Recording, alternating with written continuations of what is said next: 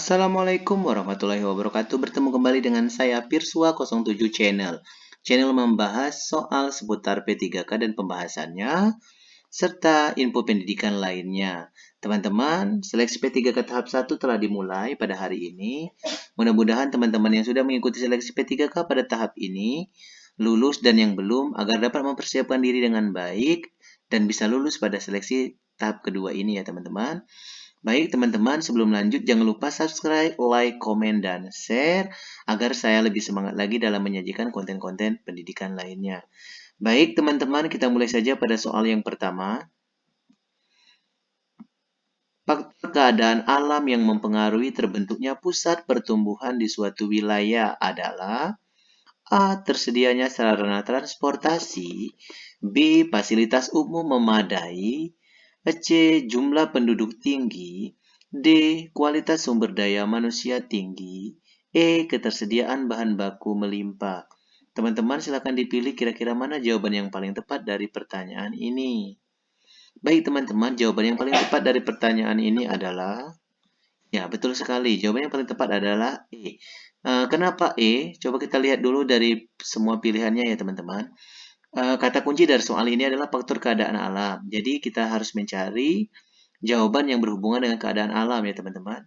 Kita lihat yang A dulu. Tersedianya sarana transportasi. Ini tidak berhubungan dengan faktor keadaan alam ya teman-teman. Maka yang pilihan A salah. Kemudian yang kedua, fasilitas umum yang memadai. Itu pun tidak berhubungan dengan keadaan alam ya teman-teman. Kemudian jumlah penduduk tinggi itu lebih kepada demografi atau kependudukan ya teman-teman. Kemudian kualitas sumber daya manusia tinggi ini pun sama demografi atau kependudukan ya teman-teman. Maka yang E adalah jawaban yang paling tepat karena tersediaan bahan baku yang melimpah. Bahan baku ini berasal dari alam ya teman-teman dan berhubungan dengan faktor keadaan alam tentunya. Makanya jawabannya E ya teman-teman. Baik teman-teman, kita lanjut pada soal yang kedua. Perhatikan pernyataan berikut. 1. Wilayahnya relatif datar. 2. Daerah pegunungan yang subur. 3. Jaringan transportasi memadai. 4. Keterampilan penduduk rendah. 5. Sumber daya wilayahnya tinggi. Pertanyaannya, faktor yang mendorong suatu wilayah menjadi pusat pertumbuhan ditunjukkan oleh angka A. 1, 2, dan 3, B. 1, 3, dan 5, C.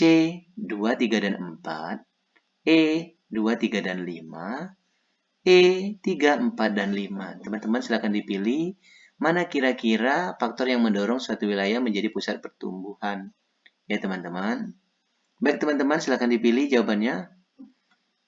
Nah, kita lihat dulu sebelum kita bahas, kira-kira jawaban yang paling tepat adalah, iya, jawaban yang paling tepat adalah B. Coba kita lihat terlebih dahulu ya teman-teman. Wilayahnya relatif datar, betul. Kenapa? Karena ini akan mudah dijangkau. Kemudian perkembangan wilayah akan sangat mudah ya teman-teman jika dibandingkan dengan wilayah terjal. Maka yang ada angka 1 benar. Sebenarnya dari sini sudah kelihatan teman-teman. Yang ada angka 1 benar berarti C, D, dan E salah karena tidak ada angka 1 ya teman-teman. Kita lihat yang kedua, daerahnya pegunungan yang subur. Nah, kenapa daerah pegunungan yang subur tidak mengikuti?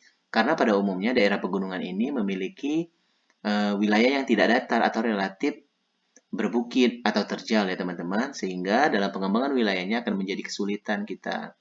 Kemudian yang ada angka 2 berarti salah. Maka tidak dibaca nomor 3 dan 5 pun, maka jawaban B benar ya teman-teman. Untuk membuktikannya coba kita lihat. Jaringan transportasi memadai, betul. Kemudian sumber daya wilayahnya tinggi, betul. Kalau keterampilan penduduk rendah, ini bukan faktor pendorong, tapi faktor penghambat ya teman-teman. Maka jawaban yang tepat adalah 1, 3, dan 5. Baik teman-teman, kita lanjut pada soal berikutnya. Perhatikan pernyataan berikut atau faktor berikut ini ya teman-teman. 1. Kondisi topografi datar. 2. Sarana aksesibilitas yang memadai. 3. Ketersediaan berbagai sumber daya alam. 4. Homogenitas penduduk tinggi. 5. Kesukuan penduduk terhadap daerah tinggi. Pertanyaannya, faktor-faktor yang mendorong munculnya pusat pertumbuhan di suatu wilayah ditunjukkan oleh angka A. 1, 2, dan 3, B. 1, 2, dan 4, C. 1, 3, dan 5, D. 2, 4, dan 5, E. 3, 4, dan 5. Teman-teman silakan dipilih kira-kira mana jawaban yang paling tepat dari pertanyaan soal berikut ini. Iya, jawaban yang tepat adalah A, 1, 2, dan 3. Ayo teman-teman kita lihat kenapa jawabannya yang betul 1, 2, dan 3 ya. Jadi soal ini sebenarnya hampir sama dengan soal sebelumnya ya teman-teman. Jadi faktor yang mendorong, satu, kondisi topografi datar. Betul. Yang kedua, sarana aksesibilitas yang memadai, artinya akan mudah dijangkau, akan mudah diakses dari wilayah manapun ya teman-teman. Maka wilayah ini tentunya akan mudah untuk berkembang ya teman-teman. Ketiga, ketersediaan berbagai sumber daya alam. Betul. Yang empat, homogenitas penduduknya tinggi. Ini sebenarnya merupakan faktor penghambat ya teman-teman. Yang kelima juga merupakan faktor penghambat. Itu. Jadi 1, 2, dan 3 adalah jawaban yang benar ya teman-teman. Baik teman-teman, kita sebelum lanjut, jangan lupa di-subscribe, like, komen, dan share ya. Oke, soal selanjutnya. Pernyataan. 1. Pendapatan penduduk meningkat. 2. Adanya asimilasi budaya masyarakat. 3. Kesejahteraan penduduk meningkat. 4. Teknologi dan transportasi berkembang pesat. 5. Anggaran pendapatan daerah meningkat. Pertanyaannya, faktor-faktor yang mempengaruhi pusat pertumbuhan terhadap ekonomi masyarakat adalah nomor A. 1, 2, dan 3, B. 1, 2, dan 4, C. 1, 3, dan 5, D. 2, 4, dan 5, E. 3, 4, dan 5. Teman-teman, kira-kira jawaban yang paling tepat dari pertanyaan ini adalah... Iya, kita lihat ya teman-teman. Jawaban yang paling tepat adalah E, 3, 4, dan 5. Coba kita eliminasi dulu kira-kira betul atau tidak ya teman-teman. Yang pertama, pendapatan penduduk meningkat. Tidak. Kemudian adanya asimilasi budaya masyarakat? Tidak. Coba yang ketiga, kesejahteraan penduduk meningkat. Iya. Teknologi dan transportasi berkembang pesat tentunya. Anggaran pendapatan daerah tentunya akan meningkat karena adanya pertumbuhan ekonomi ya teman-teman. Maka jawaban yang tepat adalah 3, 4, dan 5. Baik teman-teman, kita lanjut lagi ke soal berikutnya. Pertanyaannya, pusat pertumbuhan mempengaruhi wilayah sekitar untuk berkembang. Faktor pendorong munculnya pusat pertumbuhan di suatu wilayah adalah A. Banyaknya jumlah penduduk, B. Topografi wilayah yang datar, C. Sumber daya alam melimpah, D. Kedekatan wilayah terhadap pantai, E. Kualitas sumber daya manusia terbatas. Teman-teman silakan dipilih kira-kira mana jawaban yang paling tepat dari pertanyaan ini. Baik teman-teman, jawaban yang paling tepat dari pertanyaan ini adalah C. Sumber daya alam melimpah. Jadi kata kuncinya di sini adalah faktor pendorong ya teman-teman. Kalau pendorong berarti kita pilih yang positifnya. Coba kita lihat banyaknya jumlah penduduk. Ini tentunya akan menjadi faktor penghambat ya teman-teman. Kemudian topografi wilayah yang datar. Ini tidak, tapi ini kalau menjadi alasan suatu wilayah cepat menjadi wilayah pertumbuhan, baru ini pilihannya ya teman-teman. Kemudian kedekatan wilayah terhadap pantai, tidak. Kemudian kualitas sumber daya manusia terbatas, tidak. Ini merupakan faktor penghambat yang ini ya. Maka jawaban yang tepat adalah C. Sumber daya alam melimpah. Baik teman-teman, soal selanjutnya. Pusat pertumbuhan berdampak bagi daerah sekitarnya. Dampak positif munculnya pertumbuhan bagi kehidupan masyarakat adalah meningkatnya A. Arus urbanisasi, B. Jumlah pemukiman, C. Pendapatan masyarakat, D. Kerukunan hidup masyarakat, E. Pembangunan sarana transportasi. Teman-teman silakan dipilih kira-kira jawaban yang tepat dari dampak positif munculnya pusat pertumbuhan bagi kehidupan masyarakat adalah... Iya, jawaban yang tepat adalah C. Pendapatan masyarakat. Dengan adanya atau munculnya pusat pertumbuhan yang baru, maka masyarakat itu akan menjadikannya bertambah kesejahteraan dan bertambah pendapatan masyarakat ya teman-teman. Kalau arus urbanisasi itu negatif, jumlah pemukiman juga negatif. Kenapa negatif? Karena ini akan berpengaruh terhadap jumlah lahan. Dengan bertambahnya jumlah pemukiman, otomatis akan mengurangi jumlah lahan yang ada ya teman-teman. Oke, jawab untuk selanjutnya. Perhatikan pernyataan berikut. 1. Berhawa sejuk dan berpanorama indah. 2. Adanya fasilitas transportasi yang memadai. 3. Tersedia sumber daya alam untuk diolah. 4. Daerah pegunungan memiliki potensi wisata. 5. Kualitas sumber daya manusia yang baik. Faktor yang mempengaruhi pertumbuhan suatu wilayah ditunjukkan oleh angka A. 1, 2, dan 3, B. 1, 3, dan 4, C. 1, 4, dan 5, D. 2, 3, dan 5, E. 2, 4, dan 5. Teman-teman, kira-kira jawaban yang paling tepat dari pertanyaan ini adalah mana yang merupakan faktor yang mempengaruhi pertumbuhan suatu wilayah? Oke, jawaban yang tepat adalah D. 2, 3, dan 5. Kita lihat dulu ya. Faktor yang mempengaruhi pertumbuhan, berhawa sejuk dan berpanorama indah. Tidak mesti ya teman-teman. Tidak mesti berhawa sejuk, berpanorama indah untuk menjadi suatu wilayah ya, pertumbuhannya dengan cepat ya teman-teman. Jadi yang ada angka 1 salah. Tadi 1 yang ABC salah ya. Oke, 2. Adanya fasilitas transportasi yang memadai, betul. Dengan adanya fasilitas transportasi yang memadai, maka arus orang, arus barang akan lebih efektif ya teman-teman. Jadi yang ada angka 2 benar, berarti D dan E. Coba kita lihat nomor 3-nya. Tersedia sumber daya alam untuk diolah, betul. Yang keempat, daerah pegunungan memiliki potensi wisata. Tidak. Tidak mesti daerah pegunungan untuk menjadi suatu wilayah pertumbuhan ya teman-teman. Yang kelima, kualitas sumber daya manusia yang baik, betul.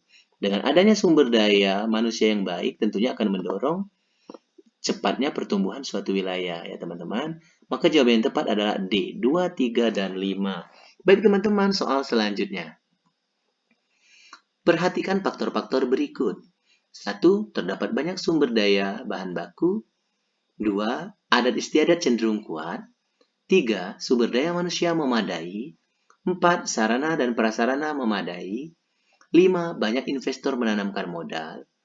Pertanyaannya, faktor yang mempengaruhi perkembangan kota ditunjukkan oleh angka A. 1, 2, dan 3, B. 1, 2, dan 4, C. 1, 3, dan 5, D. 2, 4, dan 5, E. 3, 4, dan 5. Teman-teman silakan dipilih kira-kira mana jawaban yang paling tepat dari pertanyaan ini. Baik teman-teman ya, untuk pertanyaan ini jawaban yang tepat adalah E, 3, 4, dan 5. Sekarang kita eliminasi dulu teman-teman. Kenapa nomor 1 dan 2 itu salah ya teman-teman? Oke, terdapat banyak sumber bahan baku mempengaruhi perkembangan kota. Tidak. Ya, karena terus terang di kota tidak banyak terdapat bahan baku ya teman-teman. Karena bahan baku pada umumnya banyak terdapat di daerah pedesaan ya teman-teman. Oke, adat istiadat cenderung kuat. Tidak. Kalau di kota tidak ya teman-teman. Jadi yang ada angka 1 dan 2 otomatis salah. Makanya 3, 4, dan 5 adalah jawaban yang paling mewakili karena di D nomor 2-nya salah. Kata kunci dari soal ini mempengaruhi perkembangan kota. Jadi yang akan berpengaruh terhadap perkembangan kota. Kalau kita lihat di sini 3, 4, dan 5 yang betul ya teman-teman. Oke, soal selanjutnya. Pusat pertumbuhan memberikan dampak positif dan dampak negatif bagi wilayah sekitarnya. Dampak positif pusat pertumbuhan terhadap kesejahteraan masyarakat ditunjukkan oleh A. Meningkatnya arus migrasi masuk. B. Semakin majunya pola pikir masyarakat. C. Lancarnya pembangunan sarana transportasi. D. Meningkatnya jumlah pemukiman. E. Meningkatnya pendapatan masyarakat. Teman-teman silakan dipilih kira-kira mana jawaban yang paling tepat dari soal tersebut.